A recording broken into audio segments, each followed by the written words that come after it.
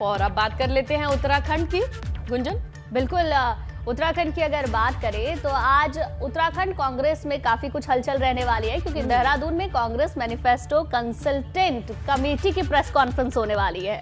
बिल्कुल, और इस प्रेस कॉन्फ्रेंस पर हम सबकी नजर रहेगी। वक्त की अगर बात कर ले तो दोपहर 2 बजे कांग्रेस मुख्यालय में ये प्रेस कॉन्फ्रेंस होनी है, जहां पर गणेश गोदियाल, पूर्व मुख्यमंत्री हरीश रावत, नेता प्रतिपक्ष प्रीतम सिंह, सह प्रभारी दीपिका पांडे, घोषणा पत्र समिति के अध्यक्ष नवप्रभात और संयुक्त रूप से इन सब की ये प्रेस कॉन्फ्रेंस होगी और कई तरीके की इंफॉर्मेशन यहां से निकलेगी। गुंजन, बिल्कुल ये देखने वाली बात होगी स्नेहलता, क्योंकि कहीं ना कहीं अपने आप को उत्तराखंड में कांग्रेस मजबूत करने की कोशिश लगातार कर रही है और देखने वाली बात ये होगी कि इस प्रेस कॉन्फ्रेंस में आखिर क्या कुछ खास रहने वाला है।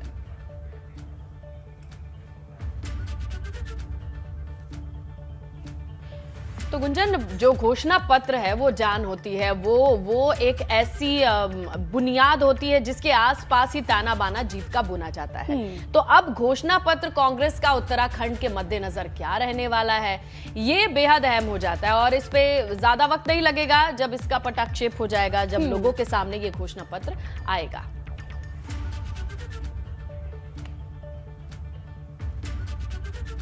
तो गुंजन, आगे बढ़ते हैं और बात कर लेते हैं उत्तराखंड में मौसम की, क्योंकि आज मौसम का मिजाज जो है ना वो बदलने वाला है। कई जिलों में बारिश और बर्फबारी का अलर्ट है।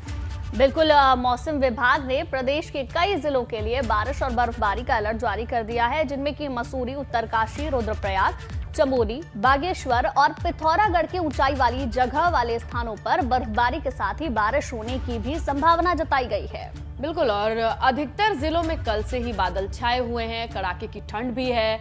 मैदानी इलाकों में भी उसका असर देखा जा सकता है, क्योंकि पारा गिरता है, जैसे ही पहाड़ों पर बर्फबारी होती है उसका असर, उसकी तासीर महसूस होती है मैदानी इलाकों पे भी। और अब यही देखा जाता है कि जैसे जैसे वक्त गुजरेगा, सर्दी शुरू होगी या और आगे बढ़ेगी गुंजन, तो मैदानी इलाकों में ये ठंडक महसूस करने लगेंगे लोग। बिल्कुल ठीक बात है।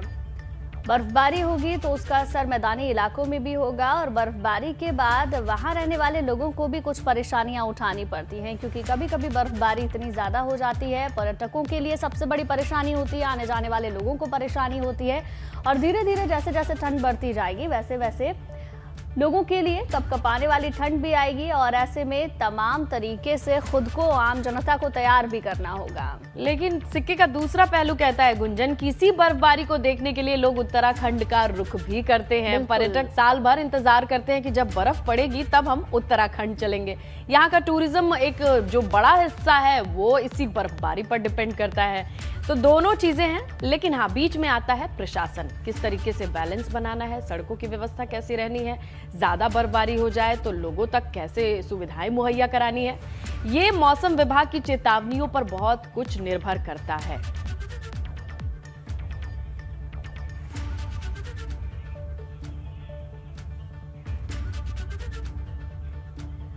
तो गुंजन, पहाड़ों की रानी कही जाने वाली मसूरी में क्या माहौल है, मौसम बदल गया है तो कैसी तस्वीरें निकल के आ रही हैं, हम जानेंगे। हमारे सहयोगी सुनील सोनकर।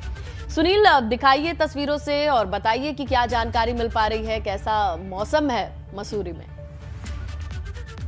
मसूरी की बात करी जाए तो मसूरी में मौसम ने करवट बदल ली है और जिस तरीके से मौसम विभाग ने अनुमान जताया था कि आज से लगातार मौसम बदलेगा, आप मेरे पीछे देख सकते हैं कि यहाँ पर लगातार बादल छाए हुए हैं और जो मौसम है वो करवट बदल रहा है। अगर पूरे उत्तराखंड की बात करी जाए तो 13 जिलों में से 11 जिलों में यहाँ पर बारिश होने की संभावना जताई है। वहीं अगर 3,500 फीट की ऊंचाई वाले क्षेत्रों की बात करी जाए तो वहां पर बारिश और बर्फबारी हो सकती है और कहीं ना कहीं ठंड,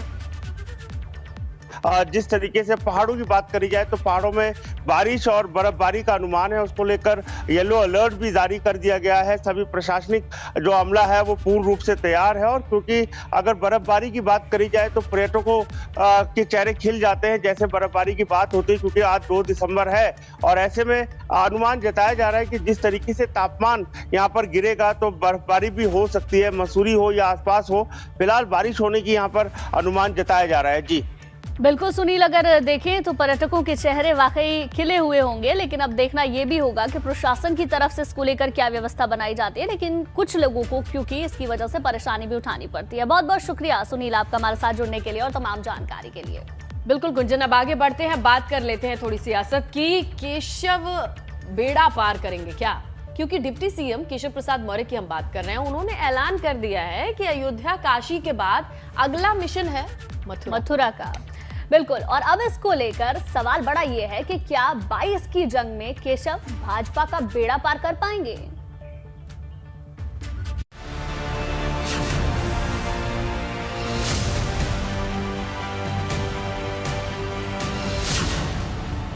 हिंदुत्व के एजेंडे पर सवार भाजपा की खुली ललकार। अयोध्या में निर्माण जारी, अब मथुरा की बारी।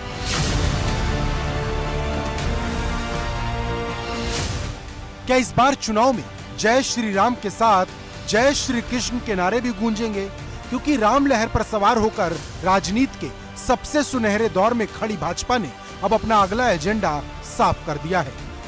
भाजपा की नजर अब मथुरा पर है, क्योंकि डिप्टी सीएम केशव प्रसाद मौर्य ने अयोध्या और काशी में निर्माण जारी, अब मथुरा की बारी वाला एक ट्वीट किया है, जिससे सवाल खड़ा हो गया कि क्या 22 में दोबारा कमल खिलाने के लिए मथुरा को मुख्य एजेंडा बनाया जाएगा? क्योंकि केशव प्रसाद मौर्य ने सिर्फ ट्वीट नहीं किया, साथ में जय श्री राम, जय शिव शंभू और जय श्री राधे कृष्ण जैसे हैशटैग भी लगाए। तो क्या भाजपा का अगला मिशन मथुरा है? क्योंकि केशव प्रसाद मौर्य के ट्वीट के बाद यूपी का सियासी पारा गर्म हो गया है।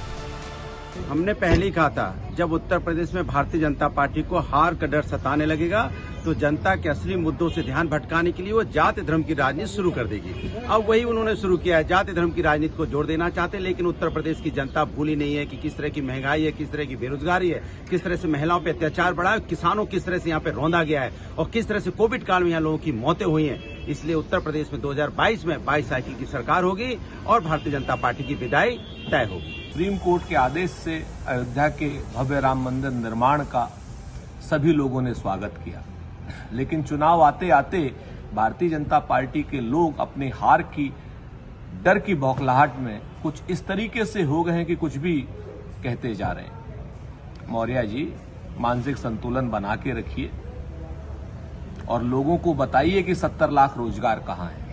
लोगों को बताइए कि आपके राज्य में महिलाएं क्यों अपमानित हो रही हैं। लोगों को बताइए कि पिछड़ों को उनके हक और हुकूक क्यों नहीं दिए जा रहे हैं। आप बताइए, प्रभु श्री राम के मंदिर के नाम पर आज तक ये नींव नहीं भर पाए मंदिर की। क्यों नहीं भर पाए? उसकी वजह यह है कि 5 मिनट में 2 करोड़ की जमीन 18.5 करोड़ में खरीदते हैं। काशी में क्या किया इन्होंने? जाके वहां संतों से, महात्माओं से, वहां के स्थानीय लोगों से पूछिए। गौरतलब है कि मथुरा को लेकर पहले से माहौल गर्म है। ऐसे में केशव प्रसाद मौर्य का ट्वीट करना कई सवाल खड़े करता है, क्योंकि हाल ही में सीएम योगी ने भगवान कृष्ण की जन्मस्थली मथुरा और क्रीड़ा स्थलीय वृंदावन को तीर्थ स्थल घोषित किया था और नगर निगम के 22 वार्डों को पवित्र तीर्थ स्थल घोषित करते हुए वहां मांस मदिरा की बिक्री पर रोक लगा दी थी। इस फैसले का साधु संतों ने दिल खोलकर स्वागत किया। इतना ही नहीं, सीएम योगी ने 500 संत महंतों के साथ भोजन कर एक बड़ा संदेश दिया था। ऐसे में सवाल बड़ा है कि क्या Bhajpa step by step Mathura को चुनावी मुद्दा बना रही है, और क्या राम मंदिर बनने के बाद मथुरा में मंदिर निर्माण भाजपा का अगला मिशन होगा? ये वो सवाल है जिन्हें सीएम योगी के ऐलान और डिप्टी सीएम केशव प्रसाद मौर्य के ट्वीट ने बल दे दिया है। Bureau report, ABP Ganga.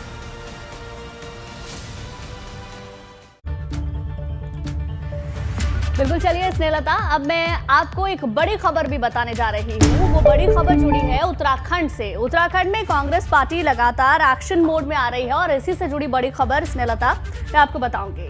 बिल्कुल गुंजन, इस दरमियान ये बताएं कि उत्तराखंड में कांग्रेस आगामी चुनाव को लेकर काफी फॉर्म में है, फुल फॉर्म में है। जितने भी बड़े नेता हैं वो लगातार जिलों के दौरे पर हैं और वो बीजेपी सरकार पर हमलावर दिखाई देते हैं।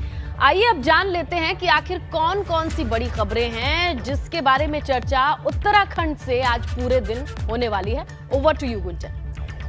बिल्कुल, अगर देखें स्नेहलता तो लगातार देवस्थानम बोर्ड को अलग अलग चीजें सामने आ रही है। देवस्थानम बोर्ड को भंग भी कर दिया गया है। वहीं आज नेता प्रतिपक्ष प्रीतम सिंह एक प्रेस कॉन्फ्रेंस भी करने वाले हैं। दोपहर 12 बजे प्रीतम सिंह प्रेस कॉन्फ्रेंस करेंगे। देवस्थानम बोर्ड पर सरकार को घेर सकते हैं, विधानसभा सत्र के मसले पर भी अपनी बात को रख सकते हैं, भू कानून को लेकर भी सरकार पर दबाव बनाया जाएगा। तो देखिए, चुनाव नजदीक है, ऐसे में लगातार विपक्षी पार्टियां भी और खुद सत्ता में जो पार्टी है लगातार कोई भी कोशिश नहीं, गलती नहीं करना चाहती है, जिसके चलते उसका खामियाजा चुनाव में उठाना पड़े। बिल्कुल गुंजन, देखिए जिस देवस्थानम बोर्ड को लेकर इतने दिन से सरगर्मी थी, उसे भंग करके क्या अब ये पूरा फैसला अपने पक्ष में ले जाएगी बीजेपी? आज प्रीतम सिंह क्या कहने वाले हैं इस प्रेस कॉन्फ्रेंस में, इस पर सबकी निगाहें रहने वाली हैं। प्रीतम सिंह जब प्रेस कॉन्फ्रेंस करेंगे तो उसकी एक एक अपडेट हम आप तक पहुंचाएंगे। कद्दावर के जो नेता हैं कांग्रेस के, वो उत्तराखंड के, आज इस प्रेस कॉन्फ्रेंस में बहुत बड़ी बातें भी कह सकते हैं गुंजन, ऐसा लगता है। बिल्कुल, अब ये देखने वाली बात होगी कि प्रेस कॉन्फ्रेंस में क्या कुछ कहा जाता है, क्योंकि इसको लेकर काफी हम सियासी भूचाल तो देख ही चुके हैं। और चलिए अब बात करते हैं जिसने पेपर छापा उसी ने डाला डाका, क्योंकि यूपी टाट पेपर लीक मामले में एक बड़ा खुलासा हुआ है। खुलासा ये कि पेपर लीक उसी कंपनी ने किया था जिसे पेपर छापने का ठेका दिया गया था। बिल्कुल, और उससे भी बड़ा खुलासा गुंजन ये है कि ये पेपर परीक्षा वाले दिन लीक नहीं हुआ, बल्कि 1 महीने पहले ही लीक हो गया था।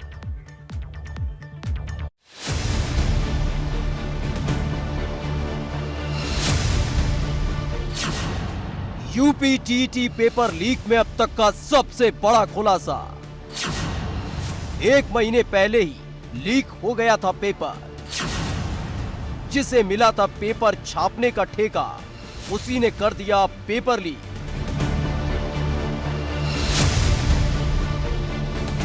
यूपी टेट पेपर लीक कांड में जैसे जैसे एसटीएफ का शिकंजा कसता जा रहा है, इस केस की परतें धीरे धीरे खुलती जा रही हैं। और अब जो खुलासा हुआ है वो ये कि पेपर लीक परीक्षा वाले दिन नहीं, बल्कि 1 महीने पहले ही हो चुका था लीक। ये चौंकाने वाला खुलासा एसटीएफ ने परीक्षा नियामक प्राधिकारी सचिव संजय उपाध्याय और पेपर छापने वाली कंपनी आरएसएम फिनसर्व के डायरेक्टर राय अनूप प्रताप को गिरफ्तार करने के बाद किया है।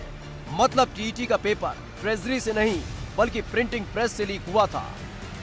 इन्होंने एक ऐसे फर्म को कॉन्फिडेंशियल पेपर्स छापने का ठेका दे दिया जिसके पास कॉन्फिडेंशियल प्रिंटिंग प्रेस या सिक्योरिटी प्रिंटिंग प्रेस जैसी कोई सुविधा उपलब्ध नहीं थी, और इस कारण से पूरी तरह से क्वेश्चन पेपर्स की सिक्योरिटी कॉम्प्रोमाइज़ हो गई और इस paper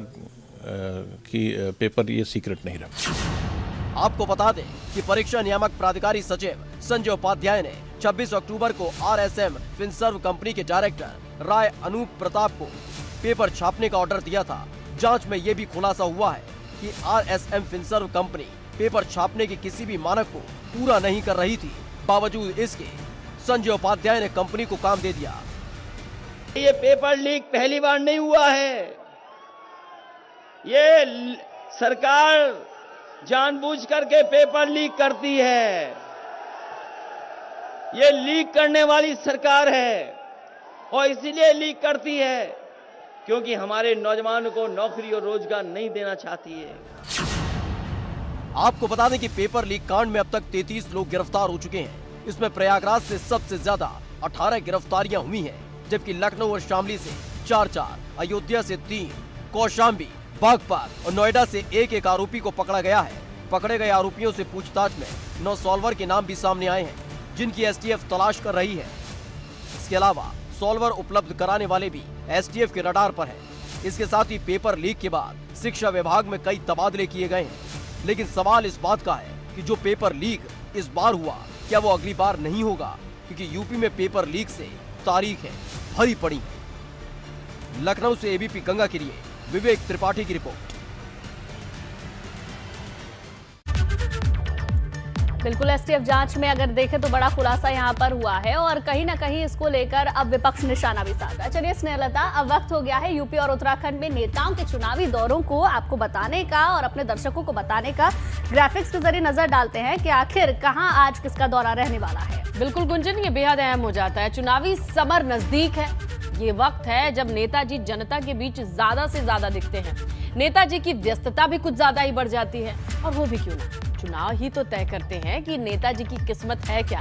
over to you Gunjan. बिल्कुल स्नेहलता, आज किसका दौरा रहने वाला है ये भी अपने दर्शकों को बता देते हैं। आज बिजनौर में डिप्टी सीएम दिनेश शर्मा का दौरा रहेगा। दिनेश शर्मा बिजनौर के नजीबाबाद में जनसभा को संबोधित करेंगे। दोपहर 2 बजे के आसपास deputy CM Dinesh Sharma Najibabad Sahu Jain degree college में जनसभा को संबोधित करने वाले हैं। इसके अलावा फतेहपुर के दौरे पर राज्य मंत्री जय कुमार जैकी रहेंगे।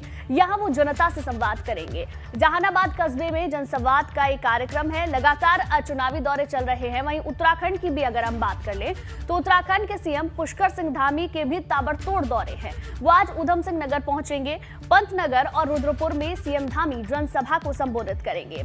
जी स्नेहलता।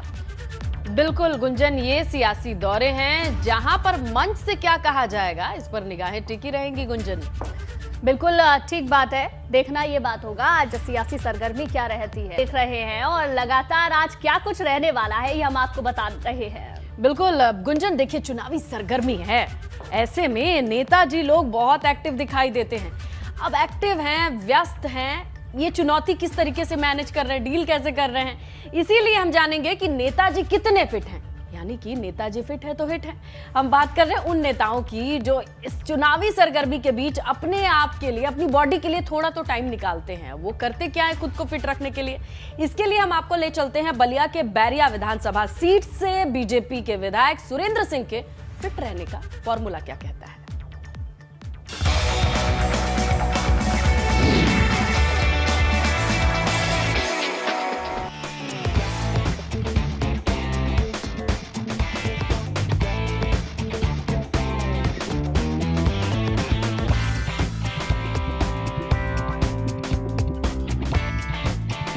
मैं रोज 1 घंटा आसन करता हूँ, जिसमें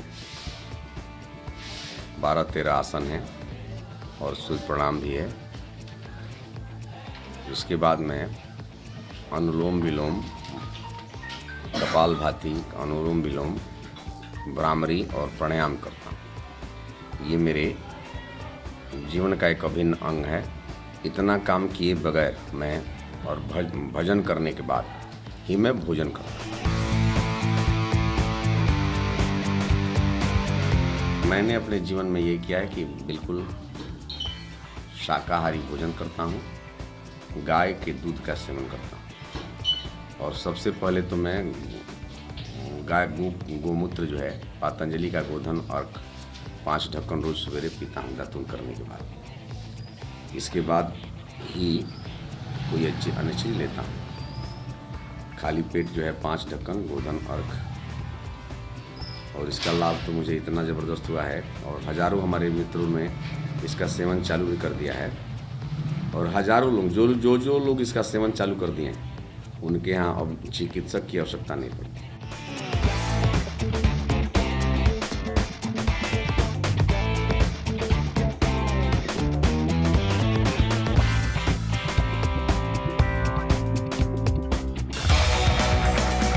वाह भाई, वाकई योग एक साधना है और इसे साध लिया है विधायक जी ने, ये आपने देख लिया।